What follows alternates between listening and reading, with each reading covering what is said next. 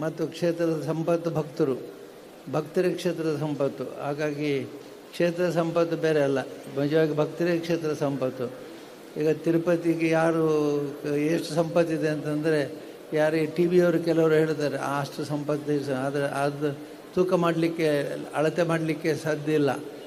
ಭಕ್ತರು ಹೇಗೆ ಅವರನ್ನು ನಂಬ್ತಾರೆ ಅನ್ನೋದ್ರ ಮೇಲೆ ಅದರ ತೂಕ ಇದೆ. ಪ್ರತಿಯೊಂದು ಬಾರಿ ಕೂಡ ತಿರುಪತಿ ವಿಷಯ ಬಂದಾಗ ಅಲ್ಲಿ ಹೇಗೆ ಭಕ್ತಿದ್ದ ಹಾಗೆ ಧರ್ಮಸ್ಥಳದಲ್ಲಿ ಕೂಡ ಅಪಾರವಾದ ಸಂಖ್ಯೆಯ ಭಕ್ತರು ಎಲ್ಲ ಕಡೆ ಇದ್ದಾರೆ. ಮತ್ತು ಎಲ್ಲ ಕಡೆ ಸ್ವಾಮಿಯನ್ನು ನಂಬಿಕೊಂಡು ಇದ್ದಾರೆ. ಮತ್ತು ಸ್ವಾಮಿಯನ್ನು ಭಕ್ತಿಯಿಂದ ಶ್ರದ್ಧೆಯಿಂದ ನಂಬಿಕೊಂಡವರು ಇದ್ದಾರೆ. ಅವರೆಲ್ಲರಿಗೂ ಕೂಡ ನೀವೆಲ್ಲರೂ ಕೂಡ ಸ್ವಾಮಿಯನ್ನು ನಂಬಿದವರಿಗೆಲ್ಲರಿಗೂ ಕೂಡ ಇಂಬು ಕೊಡುವವನು. ನಂಬಿದ ಕರೆದರೆ ಹೋಗೊಡನೆ ಶಿವನು ಅಂತ ಮಾತಿದೆ. ನಂಬಿ ಕರೆದರೆ ಹೋಗೊಡನೆ ಶಿವನು ಅಂತ, ನಂಬಿ ಕರೆದರೆ ಓ ಅನ್ನದಿರ್ತಾರೆ ದೇವರು ಅಂತ. ನೀವೆಲ್ಲ ಅಷ್ಟು ಪ್ರೀತಿಯಿಂದ ಬಂದಿರಿ. ನಿಮಗೆಲ್ಲರಿಗೂ ಕೂಡ ನಾನು ಧನ್ಯವಾದಗಳನ್ನು ಅರ್ಪಿಸಿ